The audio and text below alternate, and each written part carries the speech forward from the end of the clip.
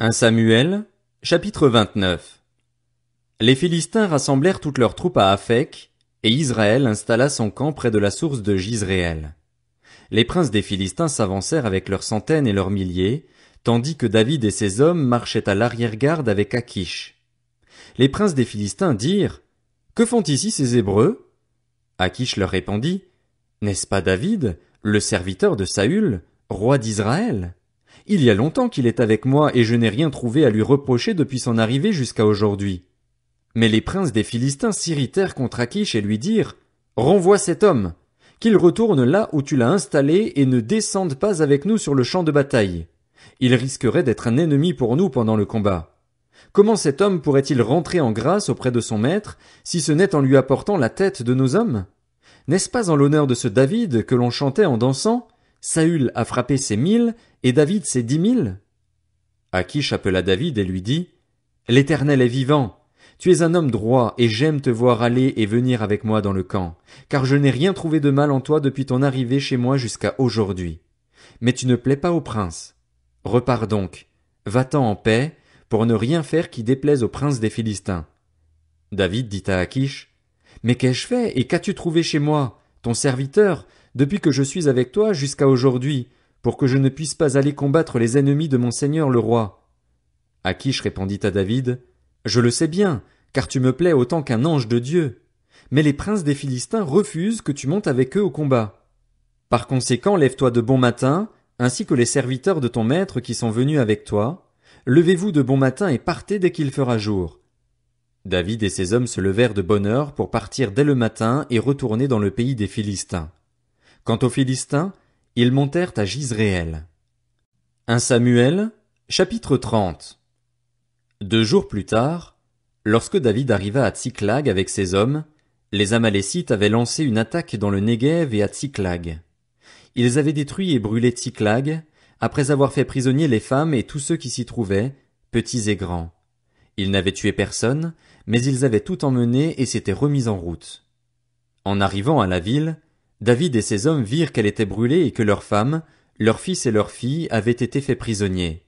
Alors David et la troupe qui l'accompagnait se mirent à pleurer tout haut jusqu'à ce qu'ils n'aient plus la force de pleurer.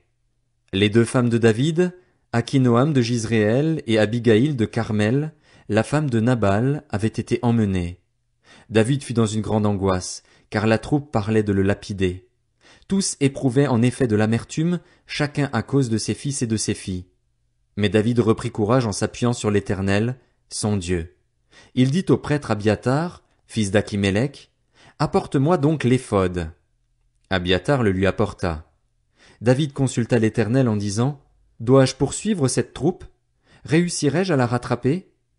L'Éternel lui répondit: Poursuis-la, car tu la rattraperas et tu délivreras les prisonniers. David se mit en marche avec ses 600 compagnons. Ils arrivèrent au torrent de Bézor, où ceux qui traînaient à l'arrière s'arrêtèrent. David continua la poursuite avec 400 hommes, tandis que 200 s'étaient arrêtés, trop fatigués pour passer le torrent de Bézor. Ils trouvèrent dans les champs un Égyptien qu'ils conduisirent vers David. Ils lui firent manger du pain et boire de l'eau, et ils lui donnèrent un morceau d'un gâteau aux figues sèches et 2 gâteaux aux raisins secs. Lorsqu'il eut mangé, les forces lui revinrent, car il n'avait pas pris de nourriture et pas bu d'eau depuis 3 jours et 3 nuits. David lui dit: À qui appartiens-tu et d'où viens-tu? Il répondit: Je suis un jeune Égyptien, j'étais au service d'un Amalécite, mais voilà 3 jours que mon maître m'a abandonné parce que j'étais malade. Nous avons lancé une attaque dans le sud du territoire des Kératiens, sur le territoire de Juda et au sud du territoire de Caleb, et nous avons brûlé Tsiklag. David lui dit: Veux-tu me faire descendre vers cette troupe?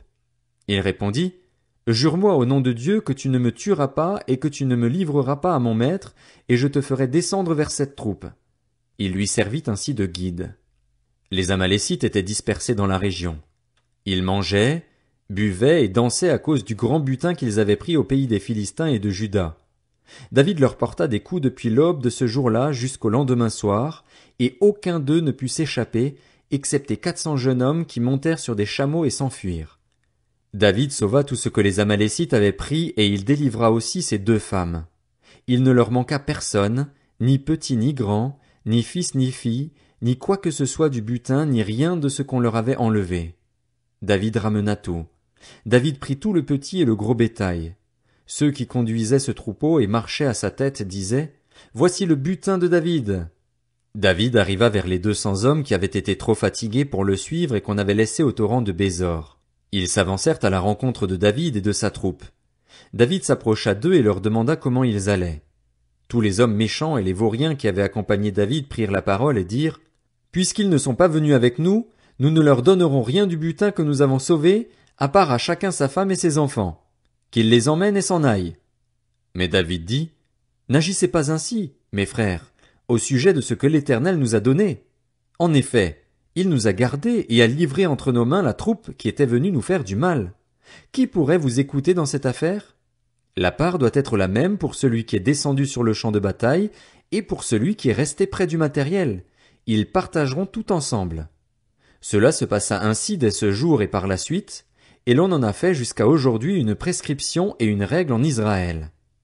De retour à Tsiklag, David envoya une partie du butin aux anciens de Juda qui étaient ses amis en leur adressant ces paroles: Voici pour vous un cadeau pris sur le butin des ennemis de l'Éternel. Il fit ainsi des envois aux anciens de Béthel, de Ramoth dans le Néguev, de Jatir, d'Aroer, de Siphmoth, d'Eshtemoa, de Rakal, des villes des Jérakméélites, des villes des Kéniens, de Horma, de Korachan, d'Atak, d'Hébron et dans tous les endroits que ces hommes et lui avaient parcourus. 1 Samuel, chapitre 31. Les Philistins livrèrent bataille à Israël et les Israélites prirent la fuite devant eux. Ils tombèrent morts sur le mont Gilboa. Les Philistins rattrapèrent Saül et ses fils, et ils tuèrent Jonathan, Abinadab et Malkishua, les fils de Saül. L'effort du combat porta sur Saül. Les archers le touchèrent et le blessèrent grièvement. Saül dit alors à son porteur d'armes: Tire ton épée et transperce-moi. Sinon, ce seront ces incirconcis qui viendront le faire et ils me feront subir leur mauvais traitement. Son porteur d'armes ne voulut pas le tuer, car il était rempli de peur. Alors Saül prit son épée et se jeta dessus. Voyant Saül mort, son porteur d'armes se jeta aussi sur son épée et il mourut avec lui. C'est ainsi que Saül et ses 3 fils, son porteur d'armes et tous ses hommes moururent en même temps, dans cette journée.